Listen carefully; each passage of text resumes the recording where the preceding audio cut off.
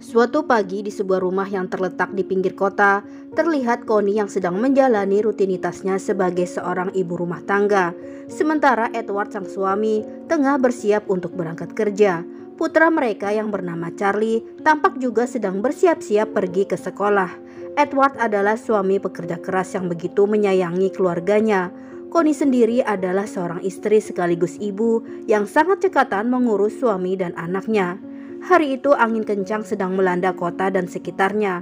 Edward meminta istrinya untuk mengurungkan niatnya ke kota. Tapi Connie sudah terlanjur berjanji pada Charlie untuk segera menyiapkan perlengkapan pesta ulang tahunnya yang tak lama lagi akan tiba.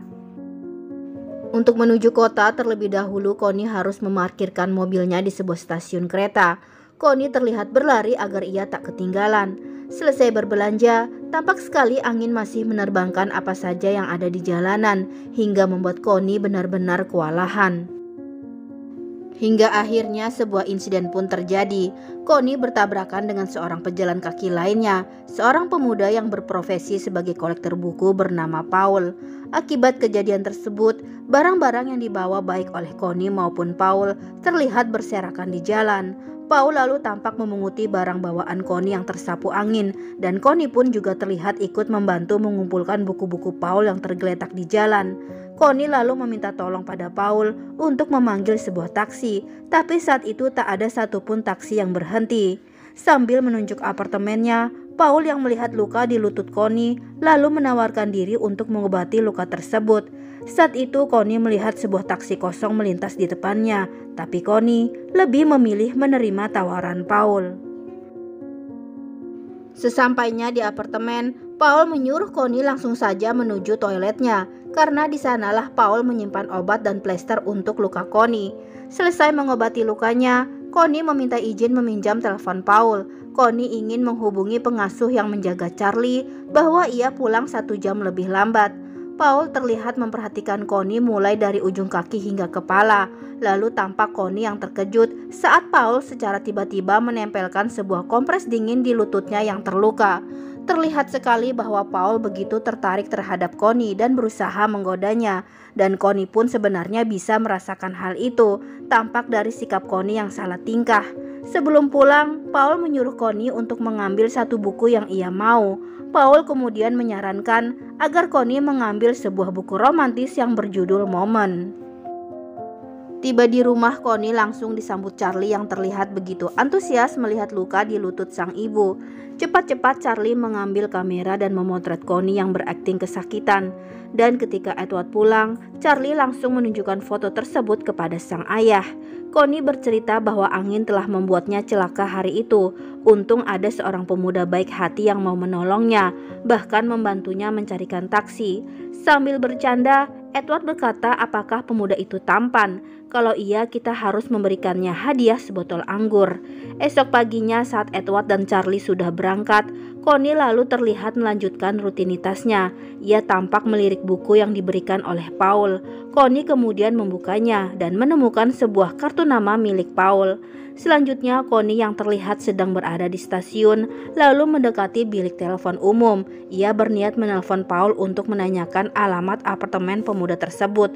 Connie ingin mengirim sebotol anggur padanya, tapi belum sempat Connie menyampaikan tujuannya, Paul mengundang Connie datang ke apartemennya untuk minum kopi bersama.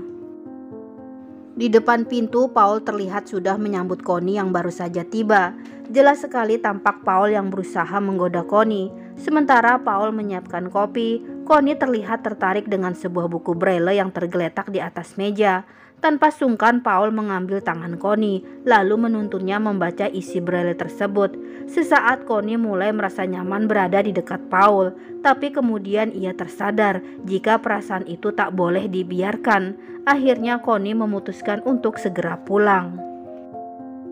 Sebelum kembali ke rumah, Connie menyempatkan diri singgah di perusahaan milik Edward. Connie membawakan sebuah hadiah sweater untuk suaminya tersebut. Ketika itu Connie sempat bertemu dengan anak buah Edward yang bernama Billy. Kemudian saat sudah di rumah selesai mereka makan malam, Edward yang ketika itu terlihat membantu istrinya memperhatikan Connie yang melamun sambil tersenyum tipis saat mencuci piring. Karena Edward tak ingin mengganggu Connie, ia pun keluar dari ruang makan. Kemudian esoknya terlihat Connie yang kembali mengunjungi Paul. Saat itu Connie menyukai musik klasik yang sedang didengarkan oleh Paul. Tanpa pikir panjang, Paul lalu mengajak Connie berdansa. Tampak Connie yang mulai memberi respon pada Paul. Ia membelai dada Paul yang begitu atletis. Tiba-tiba terdengar suara kusut dari musik klasik yang Paul nyalakan. Connie pun akhirnya kembali sadar dan berkata pada Paul bahwa apa yang mereka lakukan itu salah. Connie lalu akhirnya memilih keluar dari rumah Paul, tapi karena mantelnya tertinggal, Connie pun kembali. Namun ketika itu, Paul langsung memeluk Connie. Di dalam kereta saat perjalanan pulang, Connie tersenyum mengenang apa yang baru saja terjadi antara ia dan Paul. Sudah lama Connie tidak merasakan kebahagiaan seperti yang saat ini ia rasakan. Connie sebenarnya bukan tak bahagia dengan Edward, tapi kehidupan rumah tangganya terlalu berjalan mulus sehingga tanpa sadar membuatnya jenuh. Di rumah sesungguhnya Edward menyadari perubahan pada sikap istrinya yang terkadang terlihat tidak fokus dan seperti sedang memikirkan sesuatu. Di satu malam Connie tiba-tiba mematikan lampu ruang kerja Edward, padahal ia baru saja berbincang dengan suaminya di ruangan tersebut. Kemudian Connie terlihat mengambil sebuah pajangan bola kaca koleksinya. Tampak sepasang kekasih yang sedang jatuh cinta. Connie ingin memberikannya sebagai hadiah untuk Paul. Minggu demi minggu mulai berlalu. Connie terlihat kini yang sudah lihai menjalani dua perannya sekaligus. Di satu sisi sebagai istri Edward yang bahagia, dan di sisi lain ia adalah seorang wanita yang sedang kasmaran dengan kekasihnya. Suatu hari Paul mengajak Connie makan siang di sebuah restoran. Connie sebenarnya khawatir akan ada orang yang mengenalinya, dan benar saja terlihat Billy yang juga sedang makan siang bersama seseorang, dan Billy tanpa sengaja melihat Connie yang sedang bermesraan dengan Paul. Kemudian suatu pagi sebelum Edward berangkat kerja, ia mengajak Connie untuk makan siang bersama di luar. Tapi Connie menolaknya karena ia harus mengurusi persiapan pertunjukan seni di sekolah Charlie. Dan siang harinya ia sudah ada janji dengan salon fashion langganannya. Saat itu Edward melihat Connie yang tak seperti biasanya, menyiapkan baju dan sepatu yang akan dipakai. Tapi Edward adalah pria yang penyabar. Meskipun ia mencurigai Connie, ia tidak bisa menuduh istrinya begitu saja. Selanjutnya ketika Edward tiba di kantornya, ia langsung menghubungi salon langganan Connie. Ia hendak mengkonfirmasi tentang janji Connie siang itu di salon tersebut. Tapi ternyata menurut pihak salon, tak tertera nama Connie di daftar customer hari itu. Sementara di sudut lain, terlihat Connie yang sudah sampai di depan gedung apartemen Paul. Namun tiba-tiba ia bertemu dengan tetangganya, Sally dan Maggie. Dua perempuan itu lalu mengajak Connie untuk minum kopi bersama di sebuah kafe. Connie pun terpaksa menerima tawaran tersebut. Tiba di kafe, Connie lalu menghubungi Paul via telepon. Connie mengabarkan jika ia terjebak bersama teman-temannya di kafe seberang gedung apartemen Paul. Tak lama kemudian, Paul muncul di kafe itu. Maggie dan Sally begitu terkesima dengan ketampanan Paul yang duduk di kursi bar. Selanjutnya ketika Paul terlihat berjalan menuju toilet kafe, tak lama kemudian Connie menyusulnya. Tak ada curiga sedikitpun dari Maggie dan Sally. Kemudian di sudut berbeda, terlihat Edward yang sibuk di kantor. Lalu tampak Billy yang datang menghampiri Edward. Saat itu Edward sangat marah kepada Billy yang diketahui telah berkhianat pada perusahaan. Billy dikabarkan mengadakan pertemuan di sebuah restoran dengan seseorang yang berasal dari perusahaan pesaing. Edward ketika itu langsung berkata jika Billy telah dipecat dari perusahaan. Billy tentu saja tidak terima bila Edward mengatakan dirinya adalah pengkhianat. Billy meminta bosnya itu untuk melihat sendiri ke dalam keluarganya, bahwa selama ini Edward telah memelihara seorang pengkhianat di rumah. Edward tentu saja terkejut dengan perkataan anak buahnya itu. Sepulangnya dari kantor, kemudian tampak Edward menemui seorang temannya yang bernama Henry yang berprofesi sebagai detektif swasta. Edward meminta tolong kepada Henry untuk mengikuti Connie karena Edward telah mencurigai istrinya itu telah berselingkuh darinya. Sore itu di rumah karena pulang terlambat, terlihat Connie yang kewalahan menyiapkan makan malam untuk keluarganya. Tampak Charlie memperhatikan kerepotan yang dialami oleh sang ibu. Kemudian saat makan malam, Connie meminta maaf karena daging yang ia masak hari itu terlalu matang. Sejenak Edward memperhatikan istrinya. Kemudian ia bercerita bahwa hari itu ia telah memecat Billy yang berkhianat pada perusahaan. Paginya saat Connie masih terlelap dalam tidurnya, Edward terlihat bersiap-siap hendak keluar kota. Setelah Edward berangkat, selanjutnya Connie pun tampak bersiap-siap untuk bertemu kembali dengan Paul. Namun lagi-lagi hari itu Connie terlambat menjemput Charlie di sekolah. Connie terlihat terburu-buru memacu mobilnya. Tampak Connie yang mendapatkan surat tilang karena telah memarkir mobil tidak pada tempatnya. Saat di rumah ketika malam hari, Connie menangisi semua perbuatan yang telah ia lakukan. Akibatnya ia seringkali melalaikan tugasnya sebagai seorang ibu rumah tangga. Kemudian terlihat Connie yang hendak menelpon Paul. Connie ingin mengakhiri hubungannya dengan pemuda tersebut, tapi panggilan dari Charlie telah membuyarkan rencana Connie. Lalu di sudut yang lain, tampak Edward yang bertemu lagi dengan Henry. Kali ini Henry menyerahkan hasil penyelidikannya. Edward terlihat terpukul mendapati bukti-bukti perselingkuhan istrinya. Sementara Connie yang sedang berbelanja kembali tak bisa menahan air matanya. Rasa bersalah benar-benar menggelayuti Connie hingga membuatnya tak fokus saat mengemudikan kendaraannya. Lalu Connie pun memutuskan ingin menemui Paul untuk menyudahi semuanya. Ia melajukan kendaraannya menuju apartemen Paul. Namun ketika itu, Connie melihat Paul yang sedang bersama dengan wanita lain. Selanjutnya berselang beberapa saat kemudian, kini tampak Edward yang sedang berdiri mengamati apartemen Paul. Meskipun awalnya sempat ragu, akhirnya Edward memutuskan akan menemui Paul. Di hadapan Paul, Edward memperkenalkan dirinya sebagai suami Connie. Kemudian Paul mempersilahkan Edward untuk masuk. Kepada Paul, Edward lalu bertanya di manakah mereka bertemu. By accident, jawab Paul, yaitu ketika angin membuat lutut Connie terluka. Edward kemudian teringat cerita Connie kala itu. Selanjutnya ketika Edward berjalan ke arah kamar tidur Paul, Edward melihat pajangan bola kaca yang sangat ia kenali. Edward bertanya kepada Paul dari manakah ia mendapatkannya. Saat Paul menjawab bahwa itu dari Connie, Edward lalu memberitahu jika bola kaca tersebut adalah hadiah yang ia beli untuk ulang tahun pernikahan pertamanya dengan Connie. Saat itu Edward benar-benar merasa marah terhadap istrinya. Namun tiba-tiba secara spontan ia melampiaskannya kepada Paul. Edward memukul kepala Paul menggunakan pajangan bola kaca yang dipegangnya. Ketika Edward sadar apa yang telah dilakukannya, ia lalu berusaha menggerakkan tubuh Paul, tapi Paul sudah tak bernyawa lagi. Kemudian saat Edward bingung apa yang harus dilakukannya, ia akhirnya memutuskan akan menghilangkan jejaknya dan membawa jasad Paul. Edward membersihkan sidik jarinya yang tertempel di sekitar tempat kejadian. Ia lalu tampak membungkus jasad Paul dan mengepel darah Paul yang menggenang di lantai kamar tersebut. Tak lama kemudian, terdengar sebuah pesan masuk di pesawat telepon Paul, sebuah pesan suara dari Connie yang mengutarakan keinginannya untuk putus dari Paul karena ia tak ingin terus-terusan membohongi dan menyakiti suaminya. Singkat cerita, terlihat Edward yang meskipun sulit akhirnya berhasil membawa jasad Paul dan memasukkannya ke dalam bagasi mobil. Edward kemudian sampai di sekolah Charlie, di mana Connie sudah menunggunya untuk menonton pertunjukan pentas seni putra mereka. Terlebih dahulu Edward membersihkan dirinya di toilet, lalu masuk dan langsung duduk di samping sang istri. Saat itu terlihat Connie yang menggenggam erat tangan suaminya.